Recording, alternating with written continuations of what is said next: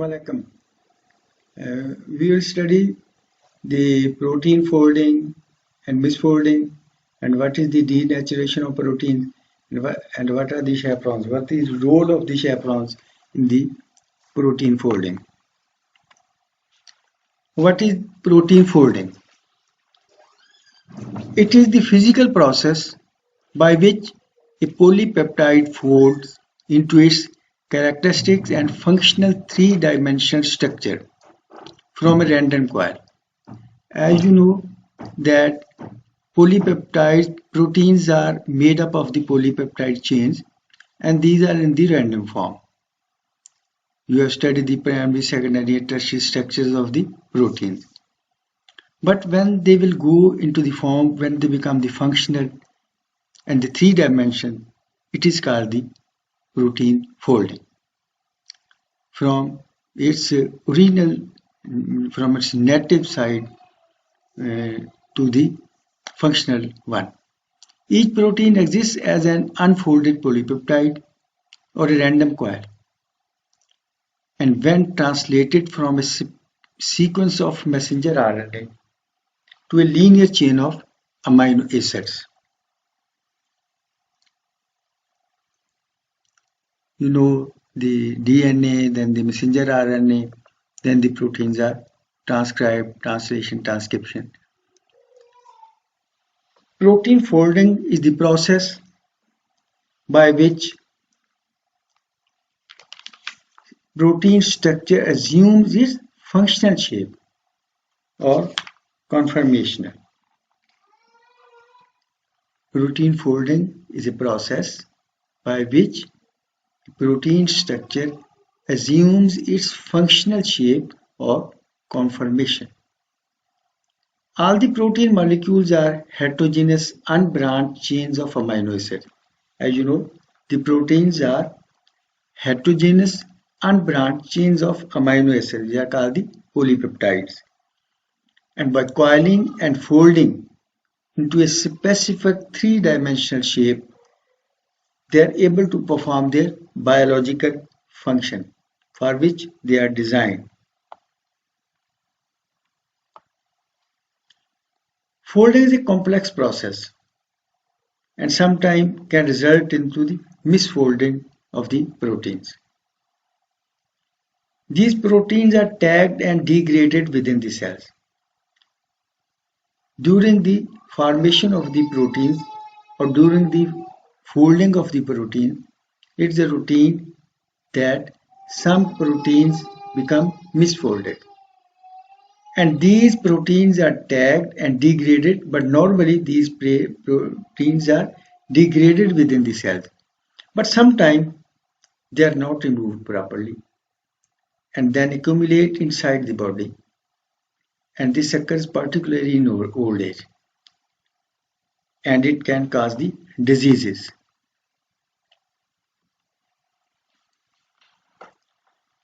Interaction between the side chains of amino acids. What is the proteins? These are actually polypeptide chains, and there are the interactions and interaction between the within the polypeptide chains and with each other. Different polypeptide chains, there are different reactions. Interaction between the side chains of the amino acid determine how long a polypeptide chain folds into the intricate three-dimensional shape of the functional proteins. Protein folding, it occurs within the cell in seconds to minutes and employs a shortcut through the maze of all folding possibilities. As you know, maze, bhool bhulaiya. It in very short time it occurs and it employs through the different passages. As a polypeptide folds, its amino acid side chains are attacked and repulsed according to their chemical properties. You know that amino acids are some are positively and some are negatively charged. So Positively charged and negatively charged side chains attract each other. Opposite side chain will attract each other.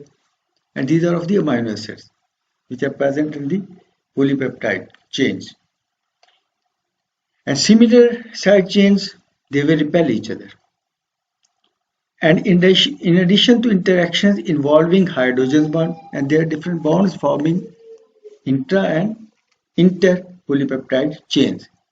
Hydrogen bonds, these are the actually factors which are giving structure, strength to the protein structure.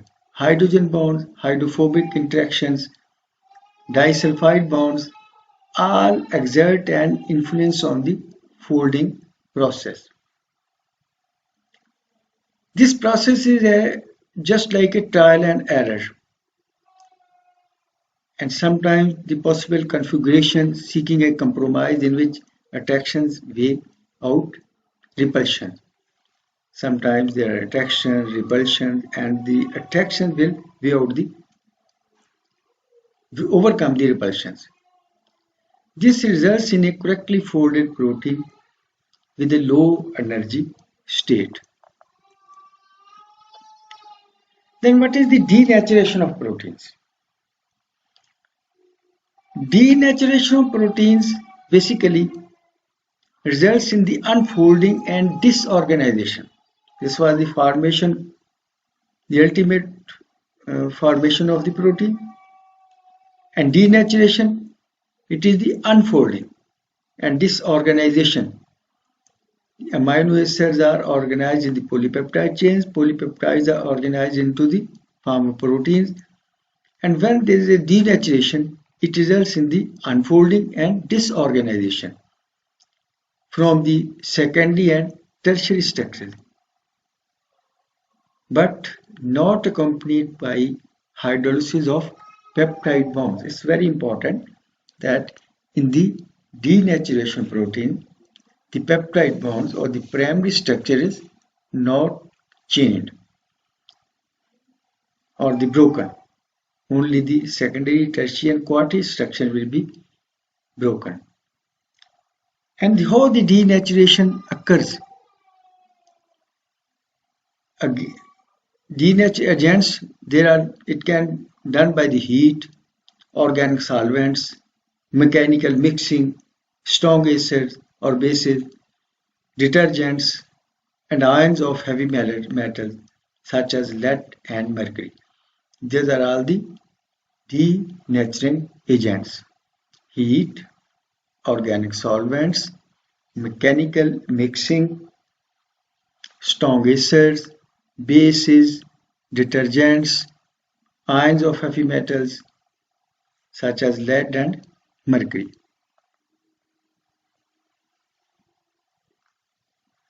Denaturation may, under ideal conditions, be reversible. Denaturation sometimes it is reversible and most of the time it is irreversible. Reversible means in which case the protein reforms into its original native structures when the denaturing agent is removed. But the most of the proteins, once denatured, remain permanently disordered. Denatured proteins are often insoluble and therefore precipitate from solutions.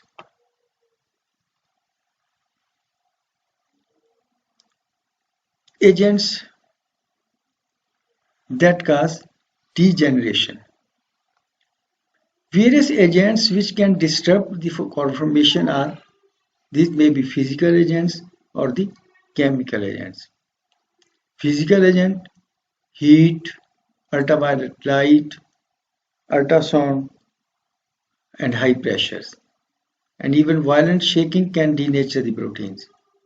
Chemical agents, organic solvents, acids, alkalis, urea, and various detergents.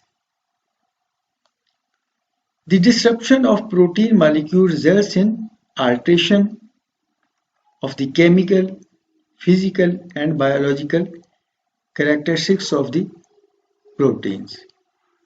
The disruption of the protein molecule results in the alteration of the chemical, physical and biological characteristics of the proteins.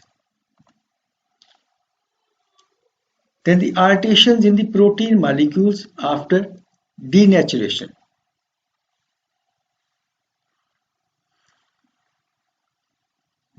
Greatly decrease solubility. They decrease the solubility, especially at isoelectric pH of the protein. Maximum precipitation as flocculose occurs at isoelectric pH of the protein.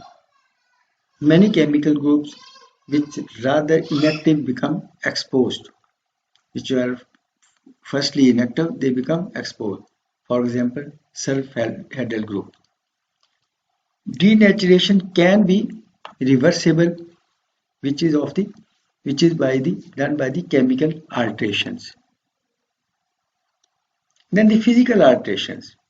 It confirms the increased viscosity of the solution. Rate of diffusion of the protein molecules decreases. Viscosity will increase and the rate of diffusion of the protein molecules will decrease in the physical alteration. Then the biological alterations. The biological alteration increased digestibility by proteolytic enzymes, as it is done in our digestion. We are taking protein as a diet, and there are certain proteolytic enzymes which work, and they become in these proteins in such a way that they become the indigestible proteins become the digestible. In the case of certain denatured proteins, denaturation destroys enzymes and hormonal activity. And after denaturation, the enzyme and hormonal activity will be over. Biological becomes inactive. Reversibility and irreversibility of denatured proteins. As we know that some denaturation is reversible and sometimes it is irreversible. Now we will see where these can be reversed. What is the reversibility? The example of reversibility or controlled degeneration. The reversibility or controlled degeneration is shown by the treatment of protein ribonuclease with urea. When you treat the ribonuclease with urea and beta mercaptoethanol, when the disulfide bridges are broken and polypeptide chain uncoils. Denaturation, protein ribonuclease, we will treat it with the urea and beta mercaptoethanol, and in this process disulfide bridges will be broken and polypeptide chain will uncoil. On slow reoxidation of the denatured protein without urea, the protein is converted into its original native protein with original tertiary structure. It can be reversible by the reoxidation of the denatured proteins without urea. The protein is converted to its original native protein. Then the irreversibility.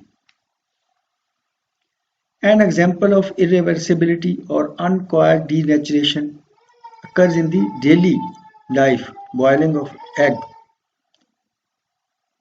in which the tertiary structure of the protein is irreversibly destroyed with the formation of disorganized mass of polypeptide chain, and they can't be reversible. These are the examples of the reversibility and irreversibility of the denaturing of the proteins. Then what are the chaperones and what is the role of chaperones in protein folding? Basically, chaperones are a group of proteins Chaperones are a group of proteins that have functional similarity and assist in protein folding.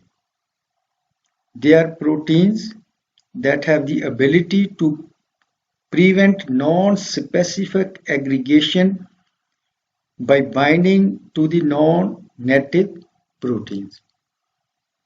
They assist in the folding of the protein and they prevent the misfolding of the proteins.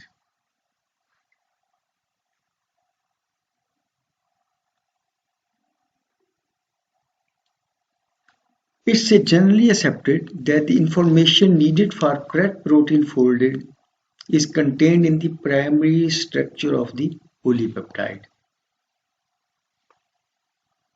That what should be the outcome of the protein, it is being written in the primary structure. It is contained in the primary structure of the polypeptide. But on this way, it's very difficult why most of the proteins when denatured do not resume their native conformation under favorable environmental condition.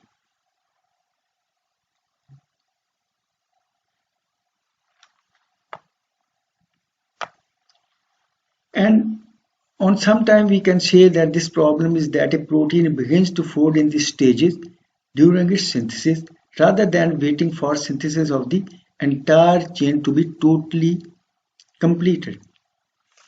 The folding in the stages. And this limits the competing folding configuration made available by the longer stretches of the nascent peptide. What are the nascent peptides? This is a process just coming into existence and beginning to display signal future of the proteins. Okay, what will be the future of the proteins? And in addition, a specialized group of proteins, which are called the chaperones, are required for the proper folding of many species of protein. What are the chaperones? These are special group of proteins and these are required for the proper folding of many species of proteins. The chaperones and also these are also known as heat shock proteins interact with the polypeptide at various stages during the folding process and they prevent the misfolding. Some chaperones are important and keep the protein unfolded until its synthesis is finished or act as a catalyst by increasing the rates of the final stages in the folding process. Other protect proteins as they fold so that their vulnerable exposed regions do not become tangled in the unproductive encounters.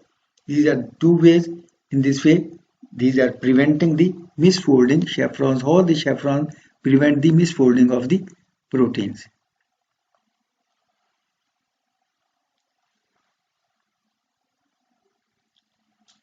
Now, next time, inshallah, we will study the protein misfolding and what are the diseases which can be acquired by the misfolding of the protein.